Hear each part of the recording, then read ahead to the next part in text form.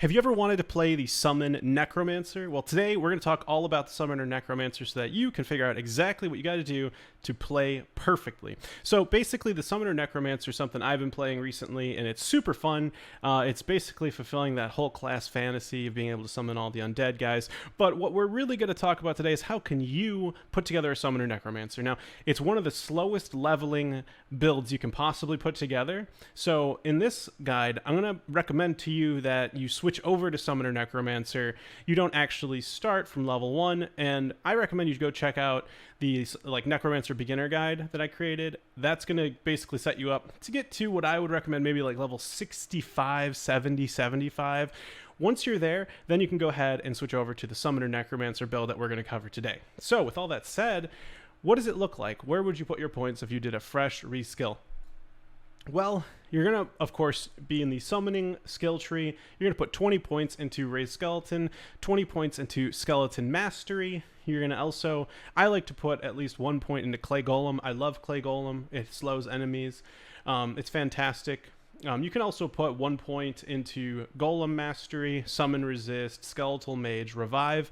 Revive's going to be a good one to have. And you can also put one in Blood Golem and Iron Golem, just to have that Iron Golem, just in case, you get to the point where you're so rich that you can turn an Iron Golem, an Insight into an Iron Golem. My Mercenary is basically an Insight, which is a meditation or a level 13. It gives you tons of mana regen. It's awesome.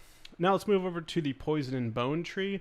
You can basically put 1 point into Teeth, and then you're going to put 20 points into Corpse Explosion. So the ones we're maxing out, if you want to recap, we can talk about Raised Skeleton, Skeleton Mastery, and then also Corpse Explosion. Other than those, you can also put 1 point into Bone Wall, Bone Prison, and Bone Armor. You don't have to, but it helps make your bone armor a little stronger. I like bone armor. I think it's a nice little defensive thing.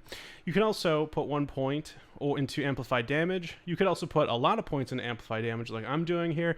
I'm actually looking to max it out because I'm sort of in a beginner stage of this build. You probably don't have to do this once you have, plus to all skills, but amplified damage is really important for this build. You have to get it on everything, and you want to basically increase that radius. So that's what I'm doing. Of course, you also want to put 1 point into Iron Maiden. You could also get 1 point in Life Tap, Lower Resist, Decrepify Terror, and Weaken. Situationally, you can use these Dim Vision as well for whatever your needs are. Just today, I was fighting Diablo on Hell mode, and I used Iron Maiden. It was more effective than Amplify Damage.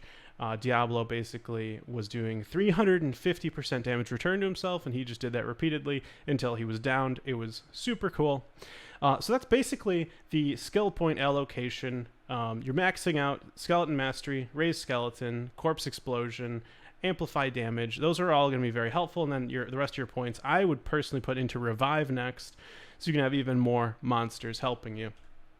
Now when it comes to Mercenary, I chose the offensive Mercenary. He actually, I don't think he has Blessed Aim. This seems like a bug, but I'm pretty sure about the Might one. I don't know why it says Blessed Aim, but I would get the Might. Here, we can prove it. Let's go to the Cold Plains. I would get the Might Mercenary. He will give you plus damage. I think it's like plus 100 some damage. So yeah, there it is. Blessed Aim would be little red dots. That's so weird why it's saying that. But anyways, you get increased damage. You can see it's blue, so I'm getting that increase. Yeah, super strong. I also have Insight on him. You don't need to have Insight on the Mercenary. You can put something else. You could put I don't know, something like Death's Toll, or whatever aura you're looking for to give to your skeletons is fair game here. But for me, I like Insight for that meditation aura. Might get something a little bit later that's a little more strong, but it's working really well for me right now.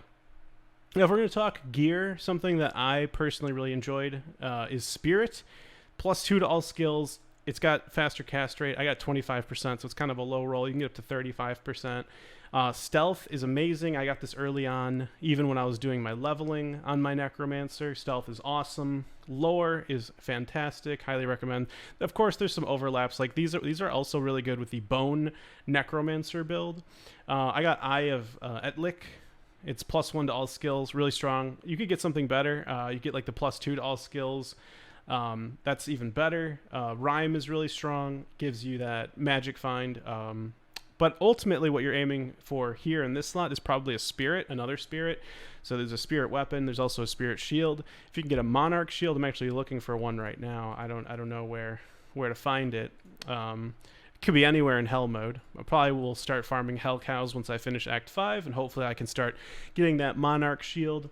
I got super lucky with Trang Ul's claws. This is actually definitely best in slot for Necromancer. +2 to curses, 20% FCR, plus 25% poison skill damages, whatever, for this build. But really, really awesome set item.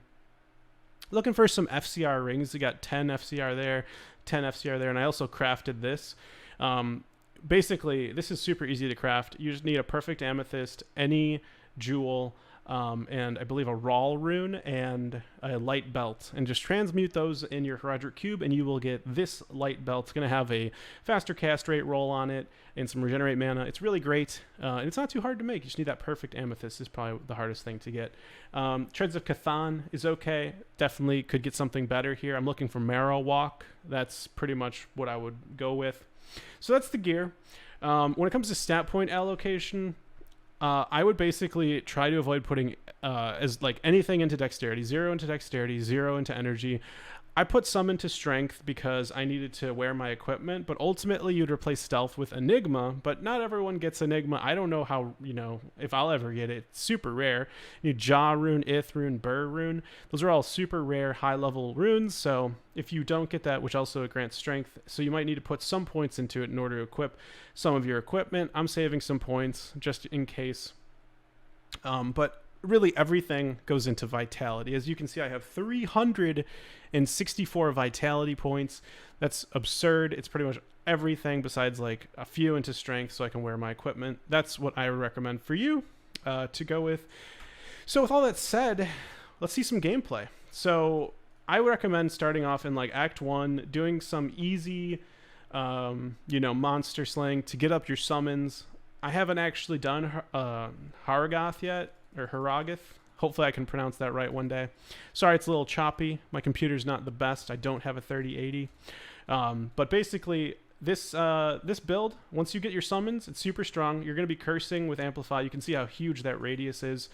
And once something dies, and usually that is a weakness of this build, you got to get that initial first kill, or if there's something died, then you can Corpse Explosion, and you can just chain off, and usually you can just keep killing stuff with Corpse Explosion. That's pretty much how it plays. You can get some more revives going. They're timed. The skeletons will last forever, but the revives do not. They are timed. They have a limited life duration. So you can see here, this is going pretty well. And this is a perfect transition to why play the Summon Necromancer. It's got great survivability. As you can see, there's no kiting. I'm not really at risk of dying here. If I start to see a bunch of my summons start to fall off, and you can see that up in the top left, then yeah, we might be in trouble then.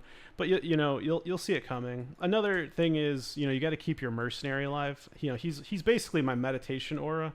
Yeah, I joke about that, like, he's just my meditation aura, but he actually does help get that initial first kill. Oh my gosh, I almost just died. Whew. He does help get that initial first kill to get that first corpse explosion, and then once those corpse explosions go off, you can see we kill stuff very, very quickly. Full rejuvenation potions, by the way, are incredible for keeping your mercenary alive, so highly recommend that. As you get them. He can die pretty fast. Also, they're great for keeping you alive. As you saw, I used one back there. But that's basically the playstyle. Throw up Amplify damage, Corpse Explosion once you can. Once you get like a first or 1 or 2 Corpse Explosions, the group of mobs will be done in short notice. This is Act 5 Hell too, by the way. So as you can see, it's a pretty strong build. You should be able to do everything with this build. I would say another weakness might be boss damage. It can be hard to slay bosses sometimes if you don't have enough damage. I use Iron Maiden sometimes because my summons aren't doing enough damage. I would also aim to get a nice offhand like Call to Arms or CTA. That's going to give you battle orders, battle command. That's going to make your minions and yourself have more life, more damage. It's going to be super helpful.